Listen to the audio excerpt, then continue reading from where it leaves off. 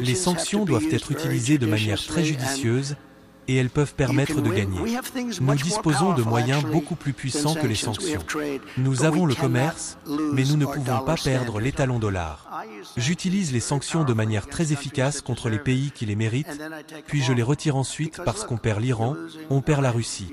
La Chine essaie de faire de sa monnaie la devise dominante, comme vous le savez mieux que quiconque. Toutes ces choses se produisent en ce moment. Vous perdez tellement de pays à cause de tous ces conflits que vous allez perdre cela, et nous ne pouvons pas nous permettre de perdre cela. C'est pourquoi je souhaite utiliser les sanctions le moins possible. Avec les droits de douane, par exemple, je pourrais dire « Vous n'honorez pas le dollar en tant que monnaie mondiale, est-ce bien cela? Vous ne voulez pas le faire? Non, nous ne le ferons pas. » Alors je dis « Très bien, je vais imposer des droits de douane sur tous vos produits. » Et ils diront « Monsieur, nous aimerions honorer le dollar en tant que monnaie mondiale. » Vous savez, les droits de douane, en plus de la monnaie et des revenus que nous percevrons, ce qui sera le cas. Va bien.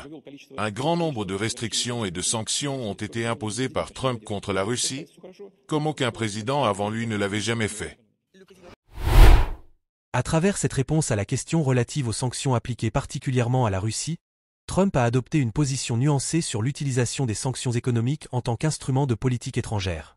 Il affirme que les sanctions doivent être appliquées de manière très judicieuse pour être efficaces et qu'il est essentiel de ne pas en abuser. Ce positionnement témoigne d'une volonté de préserver l'étalon dollar comme monnaie de référence mondiale, un atout stratégique clé pour les États-Unis. Alors que Trump souligne l'importance de préserver l'étalon dollar pour garantir la stabilité économique des États-Unis, Poutine, de son côté, offre une perspective différente sur la dynamique mondiale en évoquant la tendance croissante à la dédollarisation et l'utilisation accrue des devises nationales au sein des BRICS. Suivons ce que Poutine répond à la question de dédollarisation des échanges internationaux. Et M. Poutine, quand on parle du sommet des BRICS qui va se tenir à Kazan au mois d'octobre, qu'est-ce que vous attendez de ce sommet? Et en 2023, les échanges commerciaux entre la Russie et les pays des BRICS étaient 290 milliards de dollars. Compte tenu du rythme d'évolution qu'il y a en ce moment, est-ce que il y a la dédollarisation? Est-ce que c'est une tendance momentanée ou est-ce que c'est quelque chose qui à plus long terme? Avant tout, moi, ce que je voudrais dire, c'est que ce n'est pas une politique de dédollarisation que nous menons. Nous n'avons pas renoncé à effectuer des règlements en dollars, mais cela nous a été refusé. Donc nous avons été obligés de trouver d'autres solutions. Mais l'essentiel n'est pas là. L'essentiel, c'est autre chose. C'est que les devises de tel ou tel pays expriment la puissance politique de ces puissances. Et plus l'économie d'un pays est importante, plus elle a des partenaires, plus sa devise est utilisée dans les règlements. Et donc, c'est naturel, puisque si une économie concrète dans un pays a beaucoup de partenaires, évidemment, il y a l'utilité d'utiliser sa devise. Donc, l'utilisation de la devise de tel ou tel pays dépend de l'économie de ce pays-là dans le monde. Et donc, après la Deuxième Guerre mondiale, les États-Unis avaient évidemment utilisé avec avantage de cette position. Il y avait le plan Marshall pour l'Europe, ils avaient créé un système mondial, le système de Bretton Woods, et puis ensuite, ils l'avaient modifié, ils ont mis en place un autre système, ils ont créé donc cette monnaie mondiale, le dollar.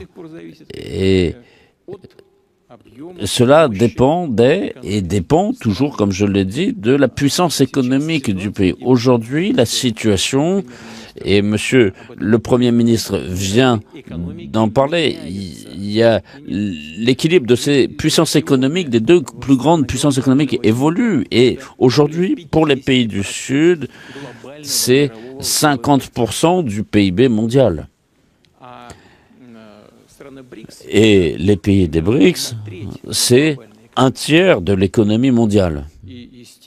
Et naturellement, et je le souligne, c'est un processus naturel, on a un changement dans les priorités ici, Et évidemment, avec nos partenaires au sein des BRICS, nous utilisons les devises nationales à hauteur de 65%. C'est un processus naturel. Mais les autorités économiques et politiques et des États-Unis, c'est pas qu'elles sont maladroites, c'est que elles agissent de façon pas professionnelle, et je pense qu'elles incitent elles-mêmes à cette dollarisation. Ils ont fait une faute, mais ils n'arrivent plus à sortir de cette ornière. Et c'est difficile pour eux de reconnaître qu'ils ont fait une faute, alors qu'il faudrait déjà modifier un peu la situation, les méthodes qu'ils utilisent, puisque on passe aux devises nationales et c'est tout. Donc apparemment, ils ne peuvent pas changer ça. Ou alors c'est peut-être ceux qui viendront remplacer l'élite politique actuelle et qui comprendront ce qu'il faut faire. Parce que si on change quelque chose, il faut reconnaître qu'on s'est trompé. Et ça, c'est difficile. C'est comme ça que j'explique ce comportement. Comme ils voient que les choses s'écroulent, donc ils n'ont pas envie de lâcher le dollar. Mais cette tendance, elle incite à ces processus, et la tendance à l'utilisation des devises nationales est liée à la croissance économique d'une manière générale. Donc la Chine, on connaît qu'en parité de pouvoir d'achat, c'est la première puissance au monde. Oui, l'économie américaine est puissante, elle est structurée, elle se distingue des autres. Mais en volume d'économie, celle de la Chine est en première place. En deuxième, il y a les États-Unis. Et l'écart entre les deux ne cesse de s'accroître d'année en année. Et cela se manifeste dans le volume des échanges commerciaux. Donc, on a au deuxième place les États-Unis, en troisième on a l'Inde, et la Russie est déjà quatrième en parité de pouvoir d'achat dans le classement mondial. Et donc, il y a encore eu tout récemment des calculs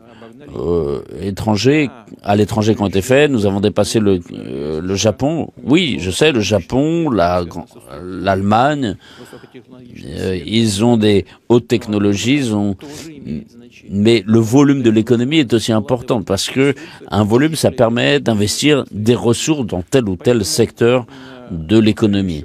Donc, je le répète encore une fois, c'est un processus naturel qui n'est pas lié à la conjoncture politique, mais par leur décision maladroite et irréfléchie, les États-Unis ont suscité ce processus. En ce qui concerne les BRICS, oui, on voit qu'ils se développent de façon tout à fait réussie.